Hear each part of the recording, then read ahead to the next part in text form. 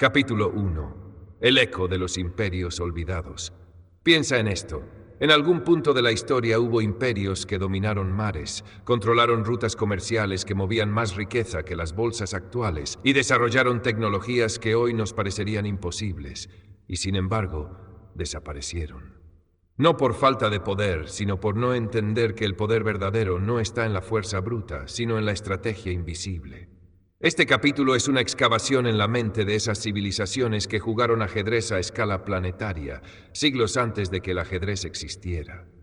Lo que la historia oficial te muestra son ruinas, columnas rotas, murallas caídas, nombres que apenas se pronuncian. Lo que no te dice es que bajo esas piedras hay un manual no escrito, un compendio de jugadas maestras que mantuvieron a esos pueblos en la cima durante siglos. El imperio hitita no controlaba Anatolia solo con ejércitos, lo hacía cerrando rutas de estaño y cobre, los semiconductores de su época. Egipto no solo construyó pirámides, construyó símbolos que moldeaban la mente colectiva y hacían que millones aceptaran el orden sin cuestionarlo. Cada imperio caído dejó un patrón. Primero acumulaban poder visible, ejércitos, riqueza, territorio. Luego empezaban a depender demasiado de su propia fuerza bruta. Perdían el arte del control invisible. El enemigo real nunca estaba en el campo de batalla, estaba infiltrado en las caravanas, en los mercados, en la mente de los líderes. Y cuando el poder invisible cambiaba de manos, la caída era inevitable. No hay excepción, ninguna. Este capítulo no es arqueología, es inteligencia aplicada. Vamos a usar a los imperios como laboratorio, a los minoicos para entender cómo se puede controlar un mar entero sin tener la flota más grande, a los fenicios para aprender cómo un comerciante puede ser más peligroso que un general, a los olmecas para descubrir cómo una cultura puede proyectar influencia más allá de sus fronteras sin que nadie pueda detenerla. Aquí no hay nostalgia, hay extracción de patrones para aplicarlos hoy. Lo fascinante es que en este juego la historia se repite porque los humanos repiten. Los romanos pensaron que su red de carreteras y legiones los hacía eternos. Los incas pensaron que sus terrazas agrícolas y su logística en los Andes eran indestructibles. Todos olvidaron que el verdadero dominio es mental, que controlar la percepción y el flujo de información es más letal que cualquier arma, y que el enemigo que no se ve es siempre el que gana.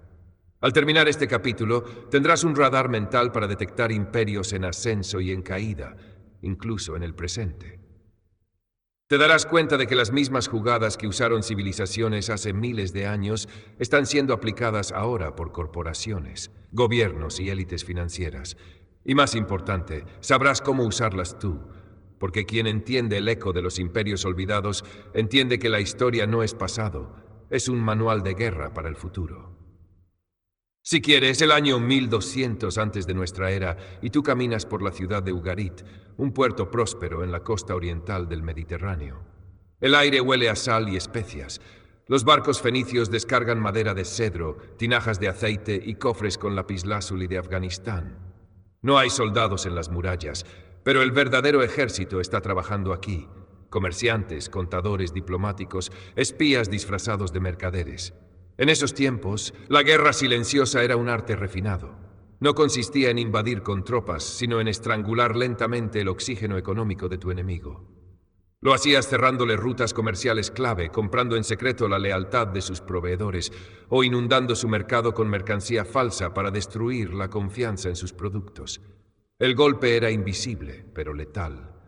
Y cuando la víctima se daba cuenta, ya no tenía con qué defenderse. En Ugarit, el Consejo de Ancianos sabía que su supervivencia dependía de controlar tres cosas: el estaño, esencial para fabricar bronce, las rutas marítimas y la información. Tenían agentes en cada puerto mediterráneo, disfrazados de comerciantes, que sabían quién compraba, quién vendía y quién estaba endeudado. Con un par de mensajes en tablillas de arcilla, podían cambiar el precio del cobre en todo el Mediterráneo en cuestión de días. Ese era su campo de batalla. Las mentes y los mercados. Mientras caminas entre los puestos del mercado, ves a un anciano vendiendo especias. Su conversación parece trivial, pero cada palabra está calculada. Está sondeando si el comprador es aliado o enemigo, si sus barcos llevan mercancía propia o contrabando. Él no dispara flechas, dispara preguntas. Él no lleva espada, lleva información. y esa información vale más que cualquier ejército. La lección aquí es brutal.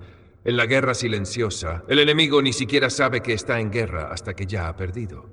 Si controlas el suministro, el crédito y la reputación de un adversario, puedes destruirlo sin disparar una bala. Hoy, esta técnica la usan bancos, corporaciones y gobiernos. El control de una cadena de suministro global o el colapso calculado de una moneda es exactamente la misma jugada que aplicaban en Ugarit. El poder de la guerra silenciosa está en su invisibilidad. Nadie puede defenderse de algo que no ve. Por eso, si quieres dominar este juego hoy, debes aprender a moverte como esos comerciantes de hace 3000 años. Siempre presente, siempre escuchando, siempre ajustando las cuerdas invisibles que mueven la economía y la política, hasta que el enemigo caiga por su propio peso. Si quieres, capítulo 3, el arte de gobernar invisiblemente. Entras en la sala del Consejo de Ur, una de las ciudades-estado más poderosas de Sumeria, alrededor del año 2100 antes de nuestra era. Las paredes son de ladrillo cocido, decoradas con relieves que cuentan victorias pasadas. Afuera, en las calles, la gente cree que el rey es quien decide todo. Pero aquí dentro tú ves la verdad. El verdadero poder está en manos de un círculo de hombres y mujeres que nunca empuñan un arma, pero dictan cada paso del reino. El rey se sienta en un trono de madera y oro, pero rara vez habla. A su alrededor, consejeros discuten sobre cosechas, rutas fluviales y tratados comerciales. Los escribas, sentados al fondo, registran cada palabra en tablillas de arcilla. Lo que parece un debate abierto es en realidad una coreografía ensayada. Cada consejero ya sabe qué postura tomar, qué problema plantear y qué solución sugerir. Todo ha sido pactado antes de que el rey entre a la sala. El pueblo cree que el rey ordena, pero el rey recibe sus órdenes aquí. Las decisiones llegan a él filtradas, moldeadas y empaquetadas de forma que crea que son suyas. Así es como se gobierna invisiblemente, controlando la información que llega al líder y la forma en que se presenta. No necesitas controlar al rey, solo el flujo de datos hacia él. Sumeria perfeccionó esto hace 4000 años y hoy lo vemos en juntas corporativas y gabinetes de gobierno. Sales de la sala y caminas por el mercado central. Ves un pregonero anunciando que el precio del grano bajará esta semana por orden del rey. La gente celebra, convencida de que el monarca es sabio y generoso. No saben que la decisión se tomó para debilitar a un comerciante rival que se opuso al consejo. Este acto, disfrazado de bondad, es una jugada política calculada. La percepción pública es el arma más poderosa y aquí se maneja con precisión quirúrgica. El arte de gobernar invisiblemente consiste en dirigir la voluntad de la gente sin que sepan que están siendo dirigidos. En Sumeria lo hacían con rituales, festivales y mitos cuidadosamente diseñados para reforzar la estructura de poder. La religión jugaba un papel central. Si un decreto se presentaba como voluntad de los dioses, nadie lo discutía. Hoy, los dioses se han reemplazado por conceptos como mercado, seguridad o democracia, pero el mecanismo es idéntico. La lección es clara: quien controla la narrativa controla el imperio. No necesitas tener la espada más afilada si posees la historia más creíble. Así lo entendieron los consejeros de Ur y así lo entienden hoy los líderes que mueven el mundo sin que nadie sepa su nombre. Gobernar invisiblemente no es desaparecer, es estar en todas partes sin ser visto. Si quieres, en el capítulo 4, Comercio como arma de dominio, te voy a meter directa con la misma inmersión sensorial y la enseñanza estratégica integrada. Capítulo 4. Comercio como arma de dominio. El sol apenas asoma sobre el horizonte cuando llegas al puerto de Tiro, capital fenicia, siglo IX antes de nuestra era. El aire está saturado con el olor de la brea que impermeabiliza los cascos de los barcos y la sal marina que se pega en la piel. Decenas de embarcaciones entran y salen como un enjambre organizado, unas cargadas de madera de cedro, otras repletas de tinajas con vino, aceite o el famoso tinte púrpura, tan caro que solo los reyes podían vestirlo.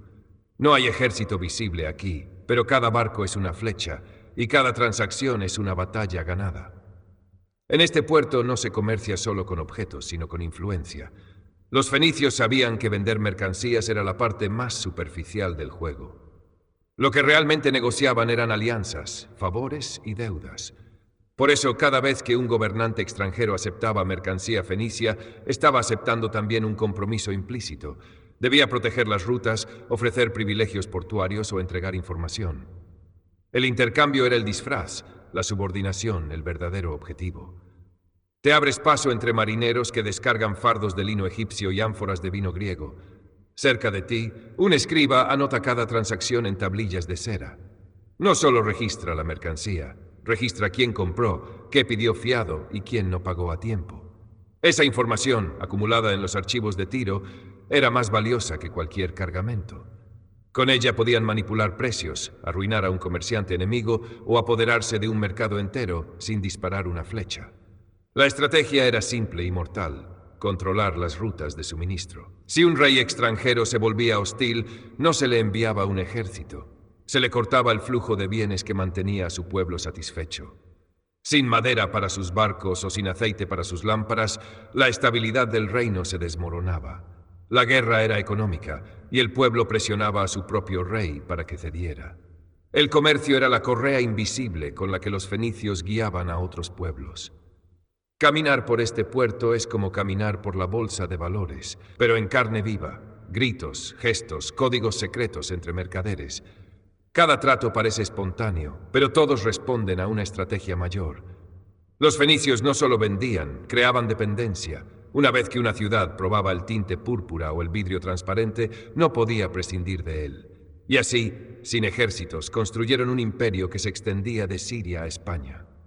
La lección aquí es tan vigente hoy como hace 3000 años. Quien controla el flujo de recursos, controla el poder. En un mundo globalizado, las rutas marítimas, las redes de distribución y las patentes tecnológicas son las nuevas caravanas y barcos fenicios. Si entiendes esto, puedes dominar mercados enteros, no por fuerza, sino por necesidad. El comercio bien manejado no es negocio, es dominio puro.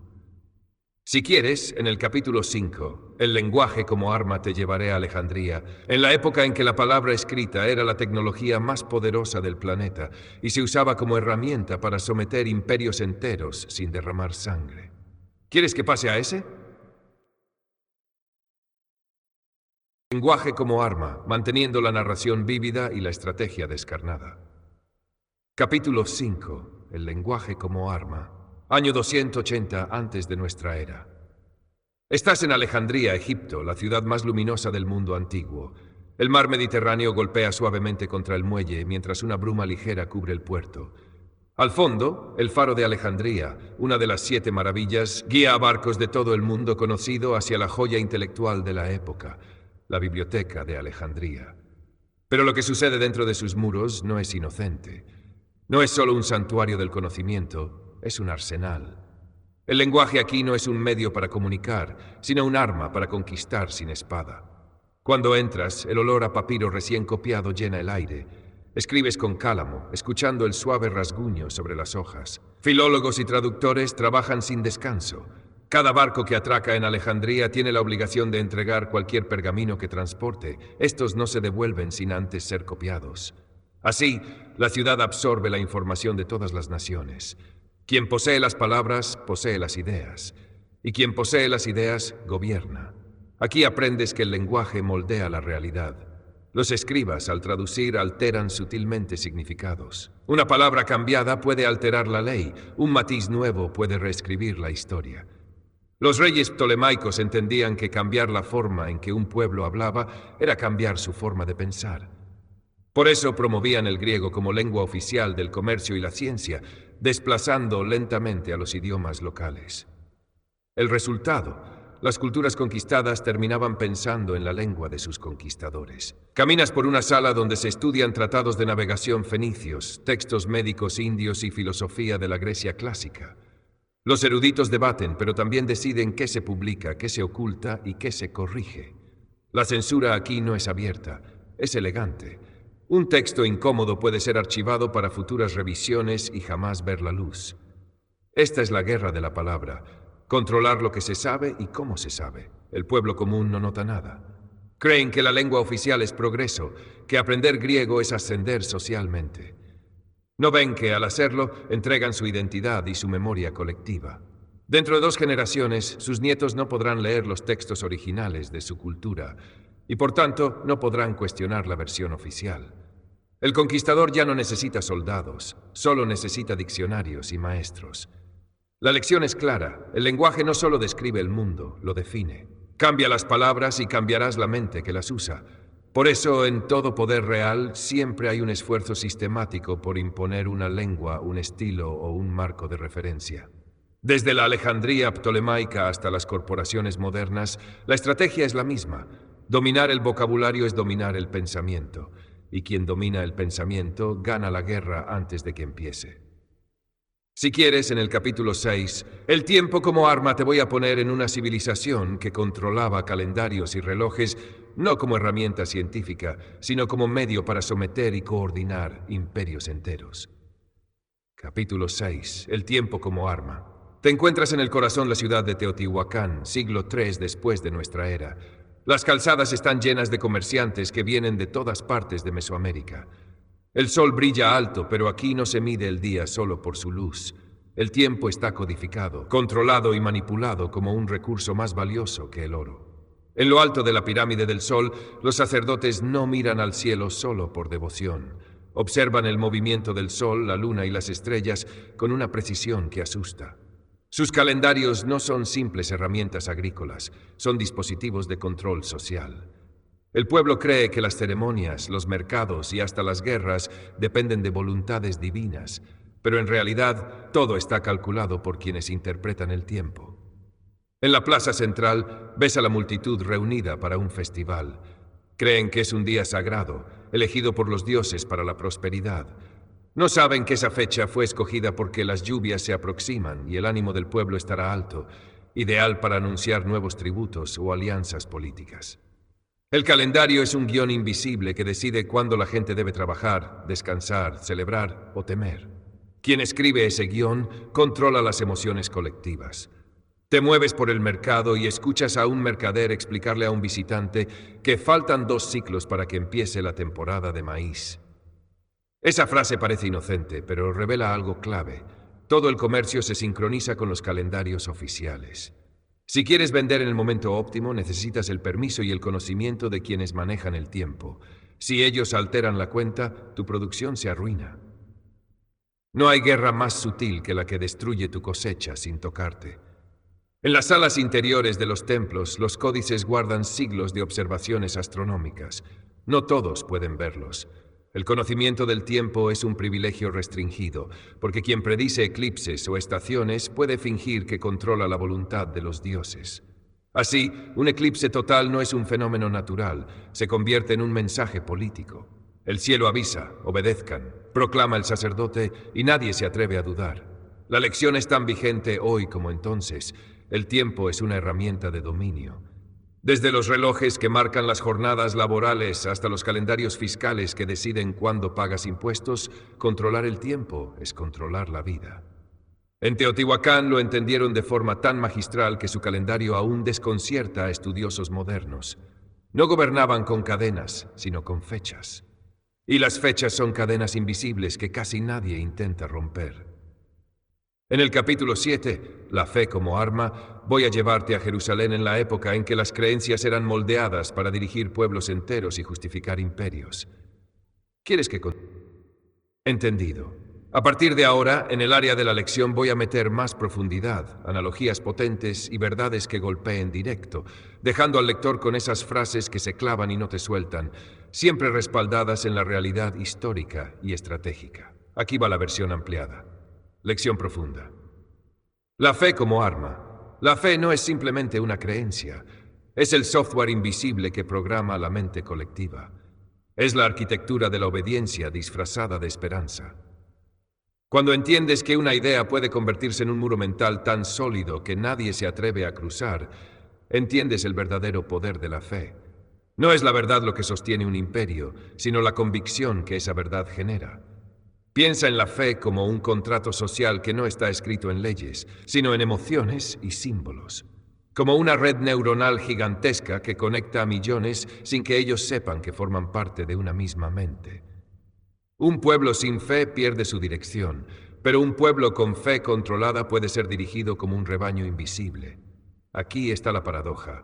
La fe, aunque nace de la búsqueda de sentido, puede ser la jaula más efectiva. Es como una prisión que no tiene barrotes físicos, solo límites mentales, códigos morales que funcionan como cadenas de hierro en el alma. Por eso gobernar a través de la fe es dominar no cuerpos, sino voluntades. Otra verdad incómoda. El poder no necesita que todos crean en la verdad, solo que crean en la narrativa. Los imperios no colapsan porque la fe se pierde, sino porque la narrativa dominante se fractura y no logra sostener esa convicción colectiva. Cuando eso sucede, el muro se cae y la anarquía se instala. Por último, reflexiona esto. La fe es una fuerza más poderosa que cualquier ejército, porque el soldado que combate sin miedo es invencible. Pero el mismo soldado, si pierde esa fe, se convierte en una pieza inútil. La historia es un eterno ciclo donde quien controla la fe, controla el alma y, por tanto, controla el destino. Capítulo 8. Arquitectura y ritual. Las cadenas invisibles. Imagina que caminas por la antigua ciudad maya de Tikal, en pleno apogeo, alrededor del año 700 de Tuxtla. Te encuentras rodeado de gigantescas pirámides de piedra, plazas enormes y templos que parecen tocar el cielo. Pero no estás ahí para admirar la belleza. Estás ahí para entender cómo esas estructuras fueron diseñadas como armas de control psicológico y social. Cada templo, cada plaza y cada calle están pensados para moldear el comportamiento colectivo. Las pirámides no son solo monumentos funerarios o religiosos, son antenas de poder que canalizan la energía del pueblo hacia el centro del orden establecido. Desde la base hasta la cima, subes con la sensación de estar ascendiendo no solo físicamente, sino hacia un espacio sagrado donde se decide el destino de la comunidad. Los rituales que ocurren en esas plazas son el pegamento social que refuerza la jerarquía. Las procesiones, las danzas y los sacrificios están coreografiados para generar estados emocionales colectivos, desde la exaltación hasta el temor reverencial. No es casualidad que los templos se llenen en momentos específicos del año. Los mayas sincronizan la psicología de masas con sus observaciones astronómicas. Mientras caminas, sientes cómo el espacio te guía. Los corredores estrechos aumentan la sensación de importancia. Las escalinatas abruptas representan el sacrificio y la ascensión espiritual. Los símbolos tallados son mensajes cifrados que solo los iniciados entienden. Es un sistema de control tan sofisticado que convierte a una multitud dispersa en un ejército mental unido. La arquitectura no solo dicta dónde estás, sino cómo piensas y sientes. Es la primera forma de lenguaje no verbal, un código grabado en piedra que manipula sin que lo notes. Cada espacio está diseñado para dirigir tus emociones y decisiones, para que aceptes el orden sin cuestionarlo, como si fuera parte de tu naturaleza. Lección profunda. Arquitectura y ritual. Las cadenas invisibles. Piensa en la arquitectura y el ritual como la interfaz física de la programación social. Es el hardware donde se instala el software de la cultura y la obediencia. Así como un sistema operativo limita lo que una computadora puede hacer, la estructura física y las ceremonias limitan y guían lo que una sociedad puede pensar, sentir y hacer. Un templo, una plaza o una calle no son espacios neutrales, son mensajes gigantescos en forma de piedra. Son instrucciones subliminales que graban en el inconsciente colectivo el orden correcto. Si una ciudad está diseñada para inspirar temor y respeto hacia el poder, las probabilidades de rebelión disminuyen drásticamente. La arquitectura se vuelve un guardián invisible del status quo. La analogía sería esta. Imagina que tu cerebro es un jardín. La arquitectura y el ritual son el jardinero que elige qué plantas crecen, dónde y cómo. Controlan el paisaje emocional y cognitivo de la sociedad. Y la manipulación es tan efectiva que la mayoría ni siquiera percibe que está siendo guiada.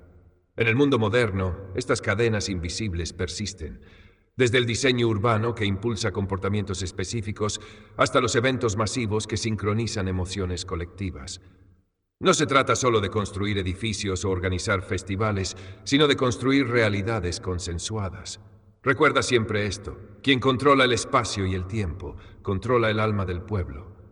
En cada piedra, en cada ritual, hay una estrategia de poder escondida, esperando que alguien la descifre para usarla o para romperla. Capítulo 9. Diplomacia de alta precisión. Estás en el Palacio de Mali, en pleno apogeo del Imperio Mandinga, siglo XIV. Los muros están adornados con intrincados grabados de oro y madera, símbolos de riqueza y poder. Sin embargo, aquí no se ganan batallas con espadas, sino con palabras calculadas. silencios medidos y alianzas tan firmes como el hierro. Dentro de esta sala de tronos, reyes y embajadores se sientan en alfombras tejidas a mano, con rostros serenos pero ojos afilados. La diplomacia aquí es un arte que exige dominio absoluto de la paciencia, la psicología y el timing. No es solo hablar, es escuchar lo que no se dice, leer gestos, medir cada pausa. Cada palabra es un disparo camuflado en una conversación. Una reunión puede durar horas, incluso días, y al final el acuerdo parece simple: un matrimonio político, el intercambio de tributos o la apertura de rutas comerciales. Pero detrás de ese acuerdo hay meses de preparación, espionaje y cálculo. Los diplomáticos mandingas saben que un error, una palabra mal dicha, puede desencadenar una guerra o un colapso económico. Mientras observas, notas cómo usan rituales para marcar respeto y compromiso, el intercambio de regalos, la comida compartida y los símbolos sagrados. Estos actos no son gestos superficiales, sino sellos contractuales que trascienden la legalidad común. Romper un ritual es romper la confianza y desatar consecuencias fatales. La diplomacia de alta precisión es la guerra sin violencia. Cada movimiento es un jaque, cada silencio una defensa y cada sonrisa una trampa. En Mali entendieron que conquistar con palabras y acuerdos duraderos es mucho más rentable y estable que ganar territorios con sangre. La paz negociada es la victoria definitiva. Lección profunda. Diplomacia de alta precisión. La diplomacia no es un arte secundario, es el tablero de ajedrez donde se decide el destino de naciones y empresas. La negociación exitosa requiere entender que el silencio, la escucha activa y la paciencia son armas letales más que la retórica o la imposición. Es un juego de poder donde el que cede primero pierde o gana si sabe hacerlo con maestría. Imagina que cada conversación es una batalla invisible, donde el terreno es la mente del adversario. En esta guerra, conocer sus motivaciones ocultas y temores es más valioso que cualquier arsenal. La estrategia no es derribar al oponente, sino doblar su voluntad para que se alinee con la tuya sin resistencia. Un diplomático experto sabe que la victoria no está en ganar todo, sino en hacer que el otro crea que ganó. Esa paradoja es el corazón de la alta precisión, la ilusión de poder compartido para mantener el control real. Aprender esto es entender que el poder absoluto se ejerce mejor cuando no se muestra. Finalmente reflexiona en esta verdad. En un mundo donde la violencia siempre es el último recurso, la diplomacia es la primera línea de defensa y ataque. Dominarla te pone un paso adelante, porque quien maneja la palabra mueve el mundo sin que la mayoría se entere. Vamos con el capítulo 10, Psicología del oponente, profundizando en cómo las civilizaciones antiguas usaban la mente y emociones de sus adversarios como armas estratégicas implacables. Capítulo 10, Psicología del oponente. Estás en un campamento cerca de las murallas de Babilonia, siglos después. En la oscuridad, bajo tiendas iluminadas por lámparas de aceite, los estrategas caldeos no solo estudian mapas y armamento, estudian a su enemigo. Observan sus hábitos, sus festividades, sus temores colectivos y la moral de sus tropas. La verdadera guerra se libra antes de que los ejércitos se enfrenten. En esa época, entender la psicología colectiva de un pueblo era tan crucial como conocer su ejército. Sabían que un ejército desmoralizado es una máquina rota y que la desinformación, la propaganda y la manipulación de la percepción podían hacer que el enemigo se derrumbara sin levantar una lanza. Espías disfrazados de comerciantes llevaban rumores calculados, falsas noticias y mensajes contradictorios para sembrar la duda y el pánico. Los babilonios estudiaban patrones de comportamiento, cuándo se relajaban, cuándo eran más vulnerables, qué símbolos les inspiraban confianza o miedo. Por ejemplo, sabían que un eclipse podía desatar el caos si se interpretaba como una señal divina negativa. Aprovechaban esos momentos para lanzar ataques sorpresa o hacer demandas políticas más duras. Mientras caminas por el campamento, escuchas a un estratega explicar que su mejor arma es hacer que el enemigo se pelee internamente. Infiltraban facciones rivales con agentes para aumentar la desconfianza y la paranoia. Crear divisiones internas era equivalente a partir un ejército en dos sin mover una sola tropa. Esta guerra psicológica no era solo para conquistar territorios, sino para controlar mentes y voluntades. En un mundo donde las comunicaciones eran lentas, controlar la información era controlar la realidad del enemigo. Si creías que estabas rodeado y sin apoyo, tu voluntad se quebraba y te rendías sin luchar. Lección profunda. Psicología del oponente. La guerra más brutal y efectiva no es la que destruye cuerpos, sino la que destruye mentes. Controlar la percepción del enemigo es el primer paso para controlar sus acciones. Imagina que puedes hacer que tu adversario vea fantasmas donde no los hay, que dude de sus aliados y pierda el ánimo sin una sola batalla. Esta es la esencia de la estrategia psíquica: usar la ignorancia, el miedo y la esperanza contra el propio enemigo.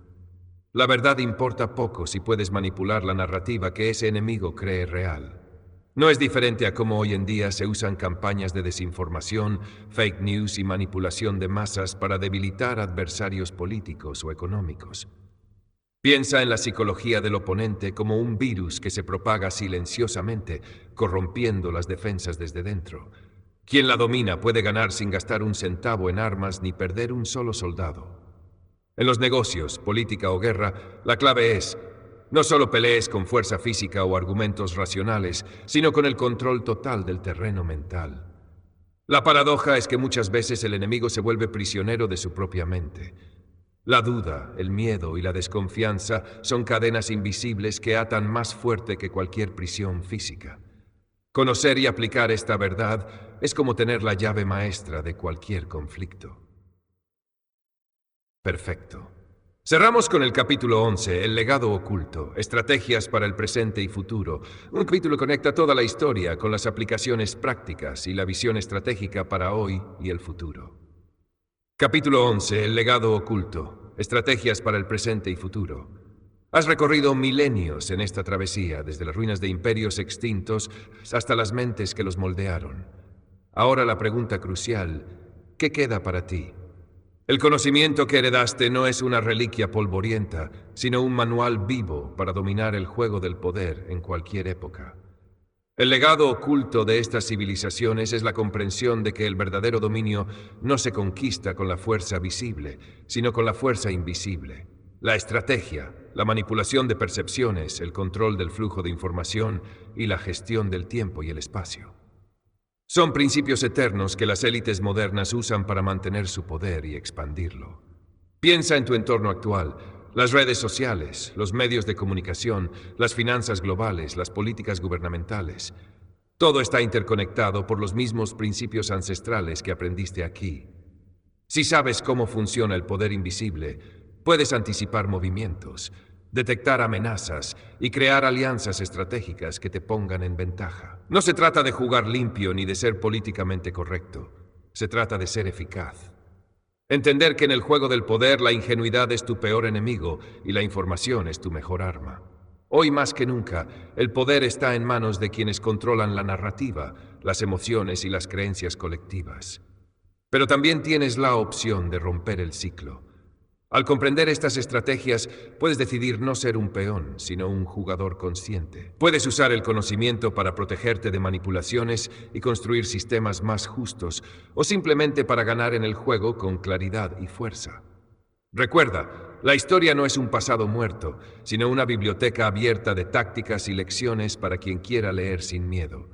El poder invisible siempre está ahí, funcionando detrás de cada decisión, cada acción, cada movimiento social. Quien lo entienda y lo domine, escribe su propio destino. Lección profunda: el legado oculto. El poder invisible es el eje oculto de la realidad. Es la diferencia entre ser un actor y ser un espectador. En un mundo saturado de información, la clave es filtrar, interpretar y actuar con precisión quirúrgica. Piensa en este legado como un mapa secreto, una brújula que apunta hacia la supervivencia y el dominio en cualquier entorno. Aprenderlo no es solo una ventaja estratégica, es una necesidad vital para evitar ser devorado por sistemas que no perdonan la ingenuidad. Termina con esta verdad: la fuerza bruta es pasajera, la estrategia profunda es eterna. Los imperios caen, las armas se oxidan, pero las mentes que entienden el juego y la estrategia sobreviven y dominan. Y ahora, ese conocimiento está en tus manos. Gracias por acompañarme en este viaje a través del poder invisible que ha moldeado la historia y sigue gobernando nuestro mundo. Si quieres seguir descubriendo las verdades ocultas que nadie te cuenta y aprender cómo dominar la realidad con estrategia y sin filtros, suscríbete a este canal. Aquí no hay lugar para la ingenuidad ni para la información desperdiciada. Activa la campana, comparte este contenido y prepárate para transformar tu mente y tu vida. Porque el conocimiento es poder, y el poder bien entendido es la única arma que realmente cambia el juego. Nos vemos en la próxima batalla.